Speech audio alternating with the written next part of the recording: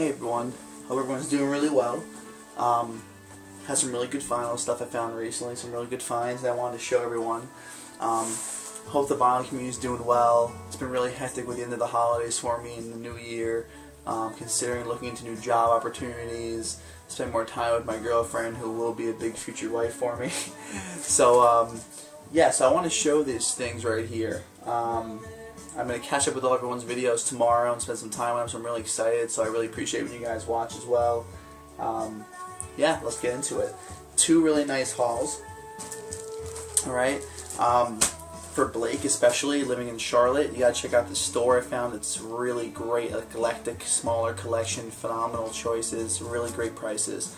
The store is called The Last Word. It's in Charlotte on W.T. Harris Boulevard, and it's a used bookstore that has music and movies as well.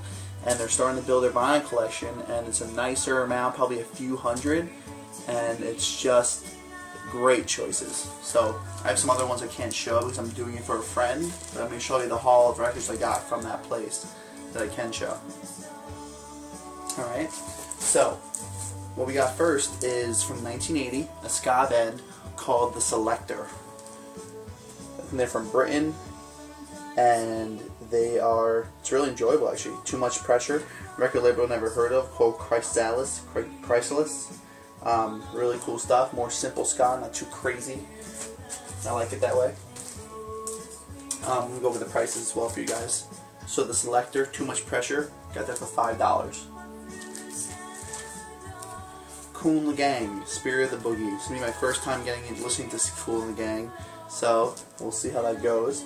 But I'm pretty sure that the record I got of theirs was a popular one that's really well received. This is the most I spent on a record there, and the record was $12.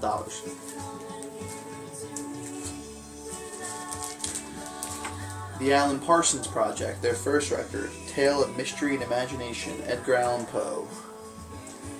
Really like this stuff. I know that these records are considered some of the best in terms of starting the prog rock scene.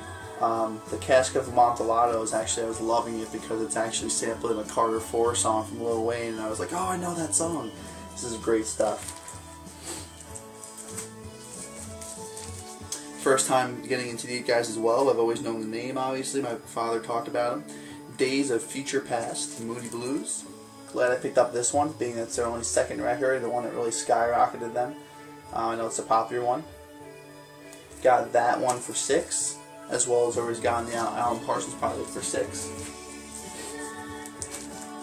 Michael Hedges, Aerial Boundaries, picked this up for $9. You guys probably think it's crazy to me, but I never even knew much of anything at all about Michael Hedges, and I looked it up when I was about to buy it, and I was like, what?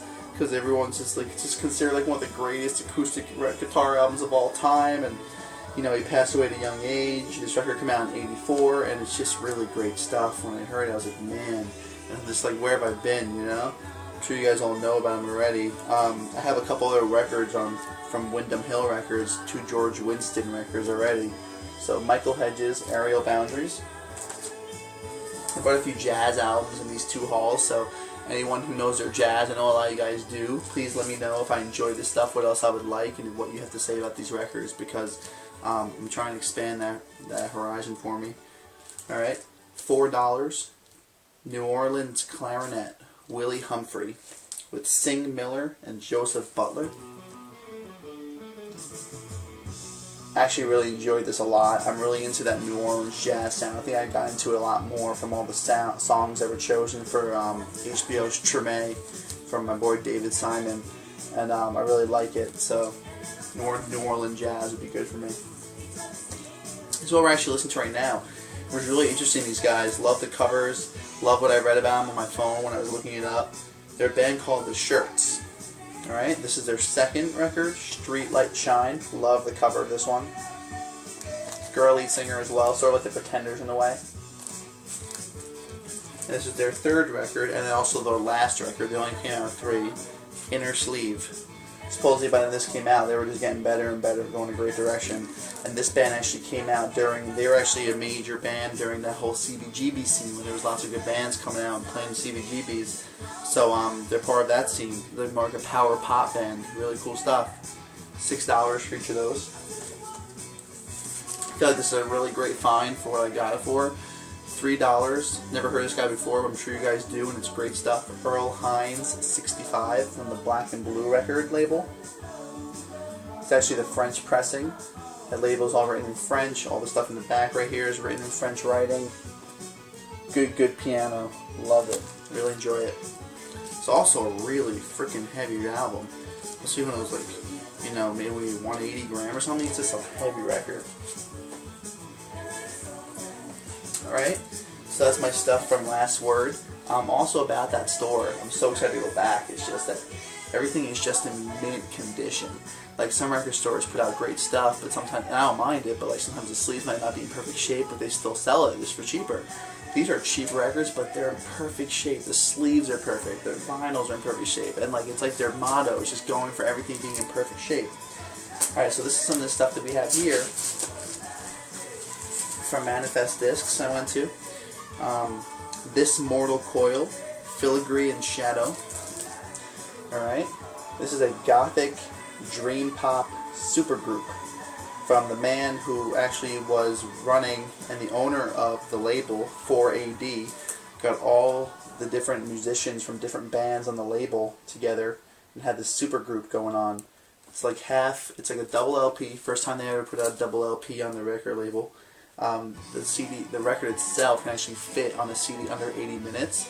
So they said it sort of takes away from it on the CD because they made it so that each side of the 4 sides had their own feel to it and were made in a certain order to really give that side its own presence. So it's really great to have the double LP of it. I really like the stuff I've heard. Half of it is like instrumentals, the other half are obscure covers. There's 2 Tim Buckley covers on here. There's also Drugs from Talking Heads is on here as a cover. Just really cool different stuff. Really great stuff. This was really interesting. I'm not sure if it's going to garner me or not, but I just bought it because it seemed so interesting with the backing of it. I don't really listen to too much indie music, but I know about them. The band Neutral Milk Hotel, the gentleman, or the guy who was actually in that band, I don't know if he is anymore though, actually has a group called, or a project of his own called Music Tapes. And this was the second second album put out by him after almost 10 years. It's called Music Tapes for Clouds and Tornadoes. And decided to go ahead and pick it up because, you know, the guy uses all this old vintage stuff for recording for the music. Like he has like in like late 1800s, early 1900s stuff, tape recorders, gramophones, other stuff I can't even think of. Everything's old-fashioned and vintage stuff, and it seemed really interesting, so I picked it up. He's also really big with the singing saw, which is a cool instrument. So yeah, Music Tapes for Clouds and Tornadoes. This is another band that was actually during the CBGB's era, when the CBGB's was doing their thing. The Laughing Dogs. They only put out 2 records. They're also type of like power pop band, not too punkish at all. Really good stuff. Really cool too on the inner sleeve here. You can see that they're fans. They have like this like iconic mask of theirs. You see all this picture with all the people in the crowd. They're all wearing this mask with these giant ears on them. I guess that supposedly was their big band thing that people knew as the Laughing Dogs. People call them the Dogs. This is really cool stuff from what I heard. This might be one of my favorite things I picked up that I wasn't expecting. I kept seeing this in the store for a while. I knew the cover looks familiar. No one can see this cover and really forget it. And I thought to myself, but it wasn't in the hip-hop section. It was in like a jazz section. And I don't know if it was meant to be or if it was a mistake, because it is really out there hip-hop. This is a guy named Dialek, but it's spelled D-A-L-E-K. And actually the group is Dialek. The guy's name is MC Dialek, and the producer with him is named The Octopus. And the record is their second record called From Filthy Tongue of Gods and Griots. And it's just really cool stuff. Really out there hip hop. Like if you like Shabazz Palaces from this past year, then you'll enjoy this. You know, it's just a really out there hip hop record. The production's really great. It's really deep. A lot of fuzz going on in the beats. it's actually, it's really just intoxicating, really. That's what it's all about. You just sort of get mesmerized by the music on it. So I definitely recommend checking this out. Dialect, second record. I don't know if I'm saying the last name right or not. It might be Dore, but I'm going to go with this one. Charlie Dory, Where To Now. Never knew about her, but I saw a lot of cool stuff from people that enjoyed her stuff and thought she was like a lost gem. The song that was big on the radio back in the day, this actually came out in the 80s. The song was called Pilot of the Airwaves. She's like talking about a DJ and, you know, her wanting to request a song on the radio and hoping it gets played. I really like the song Falling on there as well. A lot of people seem to have a love for her. She still puts out music to this day. Just a few years ago she put out a new record. So she's still doing her thing. Charlie Dory, this is on Island Records. Now this one, a lot of people are like die-hard for this band. Hugo Largo, drum. I was just in love with the cover and the sleeve, so I decided to go ahead and get it. Now doing my research on it, these guys are very particular. It's 3 guys and a girl. Girl is the lead singer in the band. The band is all together. It's comprised of, it's all it has going on is she sings, there's 2 bass players, and there's a violinist. So there's no drum on the record. I think there's like one, I don't think there's any drum on the record. That's the irony of why it's called drum. So it's really mellow stuff where this, you know, the woman singer really gets to shine. Also the basses are just awesome on it. Sort of reminds me of the band Low, but I love Low so much. I'm not sure if I'll ever get to love them as much as Low. They put out a second record after Drum called Metal, and then they put out an unreleased third one, came across on the internet. But suppose it's not the best stuff, it's just demos. Michael Stipe from REM is on 4 of the tracks, and he actually produced this record with Hugo Largo, so a lot of people give him credit for that as well. Last but certainly not least, guys, also again, like I said, I'm trying to get into a lot more jazz, so I really like this record. So if anyone knows anything more about him or where I should go from here, I'd love to know about it. Or if anyone has records where they can say, oh, if you like this, you should check out this. I'd love some feedback on it. I've just been picking up records from jazz stuff that I don't even like know the people. It just looks good. Don Pullen, Tomorrow's Promises. Great shape record too. Ended up really, really enjoying this when it clicks in with that first track, Big Alice. It's just almost an 11-minute track, and it's just a rhythm. It's just non-stop. I love it. Lots of cool stuff on here.